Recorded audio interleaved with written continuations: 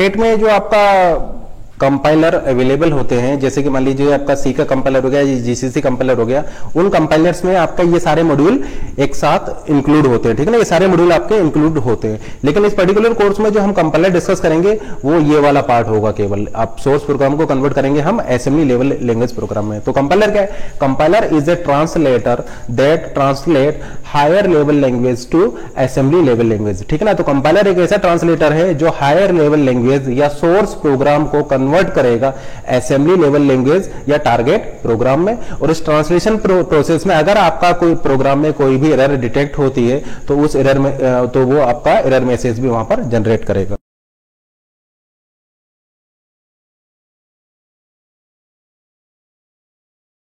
Target programme को जब हम एग्जीक्यूट करेंगे, इस टारगेट प्रोग्राम को जब हम एग्जीक्यूट करेंगे और यहां पर हम इनपुट देंगे तो उस इनपुट के करस्पॉन्डिंग हमें एक आउटपुट मिलेगा। सी में प्रोग्रामिंग की होगी तो जब आप वहां पर आप अपने प्रोग्राम को जब कंपाइल करते थे तो आपके प्रोग्राम के करस्पॉन्डिंग एक EXE फाइल बन जाती थी, ठीक है ना।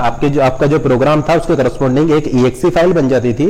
ये हम ऑलरेडी आपको बता चुके हैं कि जो टर्बोसी कंपाइलर होता है वो टर्बोसी कंपाइलर में आपका ये सारे मॉड्यूल इंक्लूडेड होते हैं। तो टर्बोसी कंपाइलर में अगर आप उसको एज इनपुट में एज ए सोर्स प्रोग्राम देंगे तो वो आउटपुट में आपको एक EXE फाइल देगा, ठीक है ना, एक EXE फाइल देगा।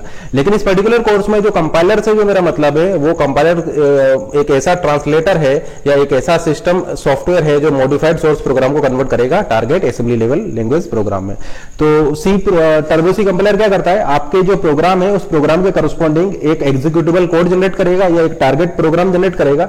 और उस टारगेट प्रोग्राम को जब हम एग्जीक्यूट कराएंगे तो हम जब उसको इनपुट पास करेंगे तो वो आपका एक आउटपुट जनरेट करेगा। तो हमने एक प्रोग्राम लिया, उस प्रोग्राम को कन्वर्ट किया मशीन लेवल लैंग्वेज प्रोग्राम में, और उस मशीन लेवल लैंग्वेज प्रोग्राम को जब हम एग्जीक्यूट कर रहे हैं तो हम वहां पर इनपुट पास कर रहे हैं, उसके करस्पॉन्डिंग हमें आउटपुट मिल रहा है। तो यहां पर आप क्या देख रहे हैं? यहां पर आपका ट्रांसलेशन प्रोसेस अलग है और एग्जीक्यूशन प्रोसेस अलग है। यानी ये वाला पार्ट क्या कर रहा है? आपका ट्रांसलेट कर रहा है और ये वाला पार्ट आपका एग्जीक्यूट कर रहा है। तो आपके पास मान लीजिए एक प्रोग्राम है, उस प्रोग्राम को आप ट्रांसलेट कर लेंगे, ट्रांसलेट करने के बाद में आपका प्रोग्राम आपको मशीन लेवल लैंग्वेज में मिल जाएगा। फिर उसको जब आप एग्जीक्यूट करेंगे तो आपको आउटपुट मिल जाएगा, ठीक है ना। उस मशीन लेवल लैंग्वेज प्रोग्राम को जब आप एग्जीक्यूट करेंगे तो वहां पर जब आप इनपुट देंगे तो इनपुट के करस्पॉन्डिंग आपको आउटपुट मिल जाएगा। पर एक चीज नोट कीजिए कि मान लीजिए अगर आपको उस अपने प्रोग्राम को फिर से एग्जीक्यूट कराना है, अगर अपने प्रोग्राम को फिर से एग्जीक्यूट कराना है तो हम उसको फिर से ट्रांसलेट नहीं करेंगे, ठीक है ना। तो आप यहां पर क्या देख रहे हैं? आपने प्रोग्राम को एक बार कंपाइल कराया है, अब एग्जीक्यूशन आप उसको कितने ही टाइम कर सकते हैं, ठीक है ना। तो जितनी बार आप उसको एग्जीक्यूट करेंगे आपको उतने टाइम उसको ट्रांसलेट करने की जरूरत नहीं है। प्रोग्राम केवल एक बार ट्रांसलेट होगा, उसके बाद आप डायरेक्टली उसको एग्जीक्यूट कितने ही टाइम करा सकते हैं, ठीक है ना। जब जब आप उसको एग्जीक्यूट कराएंगे तब तब वो आपसे इनपुट मांगेगा और उसके करस्पॉन्डिंग आपको ये आउटपुट दे देगा। लेकिन इंटरप्रेटर में क्या होता है? इंटरप्रेटर आपका इस तरीके से वर्क नहीं करता। देखिए, कंपाइलर भी आपका एक ट्रांसलेटर है और इंटरप्रेटर भी आपका एक ट्रांसलेटर है। कंपाइलर क्या करेगा? आपके प्रोग्राम के करस्पॉन्डिंग एक मशीन प्रोग्राम दे देगा और उस मशीन प्रोग्राम को हम एग्जीक्यूट कराएंगे तो वो आपसे इनपुट मांगेगा और इनपुट के करस्पॉन्डिंग आपको आउटपुट प्रोड्यूस कर देगा, ठीक है ना। लेकिन इंटरप्रेटर में क्या हो रहा है? इंटरप्रेटर में ये जो सोर्स प्रोग्राम और इनपुट एक साथ जा रहे हैं और ये डायरेक्टली आपको आउटपुट प्रोड्यूस कर दे रहा है। यानी इंटरप्रेटर के केस में ये दोनों फेजेस अलग अलग नहीं होती हैं, ये दोनों कंबाइंड होती है।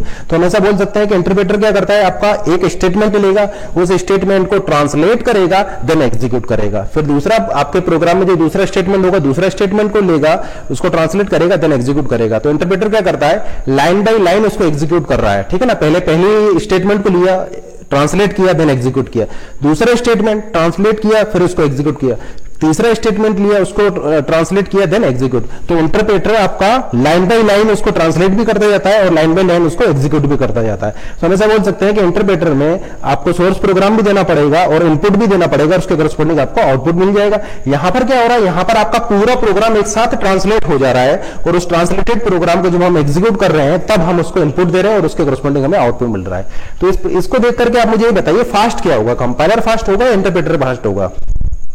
तो देखिए, कंपाइलर आपका फास्ट होगा, क्योंकि देखिए अगर मान लीजिए आपको आपके प्रोग्राम को 100 टाइम एग्जीक्यूट कराना है, अगर मान लीजिए आपको अपने प्रोग्राम को 100 टाइम एग्जीक्यूट कराना है तो उसको आप एक बार ट्रांसलेट करेंगे और 100 टाइम उसको एग्जीक्यूट करेंगे। यहां पर क्या होगा, यहां पर अगर आपको आपके प्रोग्राम को 100 टाइम एग्जीक्यूट कराना है तो 100 टाइम ही वो ट्रांसलेट होगा और 100 टाइम ही वो एग्जीक्यूट होगा।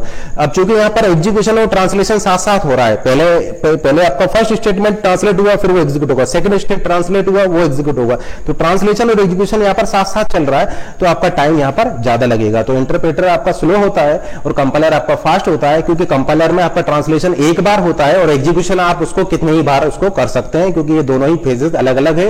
ये आप एक बार करेंगे, उसके बाद में ये आप मल्टीपल टाइम इसको डायरेक्टली कर सकते हैं, क्योंकि एक बार अगर आपका जो प्रोग्राम है वो अगर टारगेट प्रोग्राम में कन्वर्ट हो गया है तो फिर आप उसको मल्टीपल टाइम एग्जीक्यूट कर सकते हैं। यहां पर क्या है, आपका एक साथ होता है, तो इसलिए आपका ये स्लो होता है और ये फास्ट होता है। तो जनरली हम कंपाइलर यूज करते हैं, इंटरप्रेटर यूज नहीं करते, क्योंकि आपका ये स्लो होता है। दूसरा मेरा क्वेश्चन ये है कि यहां पर एरर डायग्नोसिस किस में बेस्ट होगी, एरर डायग्नोसिस किसकी अच्छी होगी, कंपाइलर में एरर डायग्नोसिस अच्छी होगी या इंटरप्रेटर में एरर डायग्नोसिस अच्छी होगी? तो एरर डायग्नोसिस के केस में आपका इंटरप्रेटर बेटर होता है, ठीक है ना, क्योंकि देखिए इंटरप्रेटर क्या कर रहा है, आपका लाइन बाय लाइन कर रहा है, पहले फर्स्ट लाइन को आपका ट्रांसलेट किया then execute, second line translate then execute. इसका मतलब एरर डायग्नोसिस जो होगी वो इंटरप्रेटर के केस में बेटर होगी, ठीक है ना। तो एरर डायग्नोसिस के टर्म में इंटरप्रेटर बेटर है, लेकिन स्पीड के टर्म में कंपाइलर आपका बेटर होगा, ठीक है ना।